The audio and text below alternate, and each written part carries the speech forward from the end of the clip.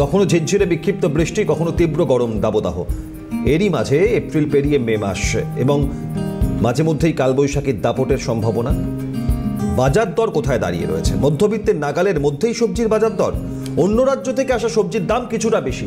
আগামী কদিন দামে খুব একটা ফারাক পড়বে না, সবজি চাষিরা জানিয়েছেন, ব্যবসায়ীরা জানিয়েছেন। তবে অক্ষয় তৃতীয়া পেরিয়েছে গতকাল, আজ বাজার দর কোথায় দাঁড়িয়ে আমাদের নজর রাখতে হবে। শীতকালীন সবজি যেমন বাজারে দেখা মিললে কিছুটা খুশির হাওয়া ক্রেতাদের মনে থাকে, তেমন গ্রীষ্মকালীন বেশ কিছু সবজি যা অত্যন্ত জরুরি এই গরমে খাওয়ার ক্ষেত্রে, তার যোগান কতটা বাজারে।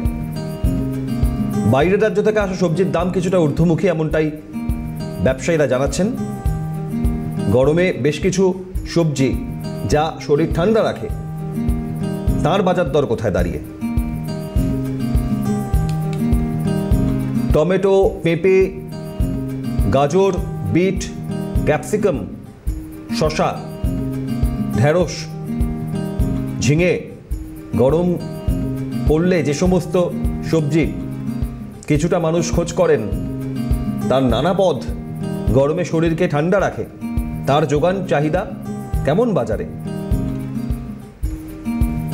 এই মুহূর্তে সরাসরি চলে যাই মানিকতলা বাজার, শহরের অন্যতম বড় বাজার। সেখান থেকে মফিজুল আমাদের প্রতিনিধি রয়েছেন। মফিজুল, তীব্র দাবদাহের মধ্যে এপ্রিল পেরিয়ে মে মাস, গতকাল অক্ষয় তৃতীয়া পেরিয়েছে, বাজারে সবজির যোগান চাহিদা এবং দাম কতটা নিয়ন্ত্রণে রয়েছে?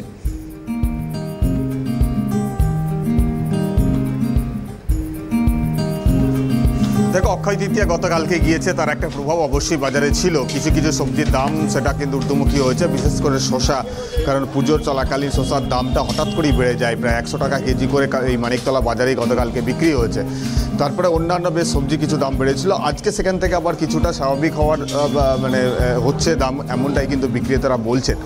এবং পাশাপাশি যেভাবে নর্মালাইজ যে দামগুলো রয়েছে বিভিন্ন সবজির, সেই দাম কিন্তু একই রকমভাবে রয়েছে। সকালবেলায় তুমি দেখো সবজির বিক্রেতা যারা রয়েছে তারা পসরা সাজিয়ে ইতিমধ্যেই তারা বসেছেন, কারণ গতকালকের পর আজকেও স্বাভাবিকভাবে সেই সমস্ত জিনিসপত্রের দাম নর্মাল যাতে হয় সেই চেষ্টা হচ্ছে। আর যোগানের কথা যেটা বলছো, যোগান বা চাহিদা দুটোই কিন্তু স্বাভাবিক এখনো পর্যন্ত রয়েছে, যার ফলে দামটা যে হঠাৎ করে পুজোর জন্য বাড়লেও এখন কিন্তু স্বাভাবিক রয়েছে, এমনটাই কিন্তু বিক্রেতা যারা রয়েছেন তারা কিন্তু তেমনটাই সেটা বলছেন। ফলে সব মিলিয়ে এই মুহূর্তে দাঁড়িয়ে তোমাকে যদি আমি একটু দেখাই যে সবজিগুলো দেখাচ্ছে, আমি একটু বিক্রেতা যিনি রয়েছেন তার সঙ্গে একটু কথা বলার চেষ্টা করব। দাম মোটামুটি স্বাভাবিকই রয়েছে, তাই তো? আপনি বলতে পারবেন দাম কি এখন? কালকে অক্ষয় তৃতীয়া গিয়েছে, তো তারপরে কেমন দাম? কম আছে এখন ফলের বাজার, অক্ষয় তৃতীয়া ফলের বাজার, সবজির বাজারের উপর কোনো ডিমান্ড নেই। দাম কি কালকে বেড়েছিল? না না না, এখন কেমন দাম যাচ্ছে এই শসা, টমেটো বা যে সবজিগুলো নিয়ে বসে? টমেটো 30 টাকা কিলো, শসা 60 টাকা কিলো, পটল ভেন্ডি 30 টাকা কিলো, যে বেগুন 80 টাকা কিলো, 60 টাকা কিলো।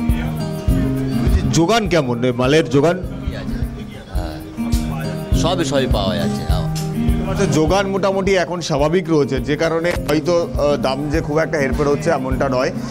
ফলে সেই জায়গা থেকে দাঁড়িয়ে পুজোর অক্ষয় তৃতীয়ার পরের দিন আজকে বাজারে মানুষজন আসছে। ফলের দাম কেমন যাচ্ছে পুজোর ক্ষেত্রে আমি একটু জানি। প্রসাদের ক্ষেত্রে যে ফলগুলোর দাম কেমন দাদা?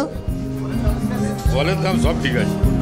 কালকে অক্ষয় তৃতীয়া বলে কি কিছুটা বেড়েছিল নাকি? না, কালকের একটু আধটু বেড়েছিল, তারপরে আমাদের বৃষ্টির জন্য বাজার গন্ডগোল হয়ে গেছে। ব্যাস, হ্যাঁ, বৃষ্টির প্রভাবটা পড়ে বাজার ফলের দাম সবই ঠিক আছে।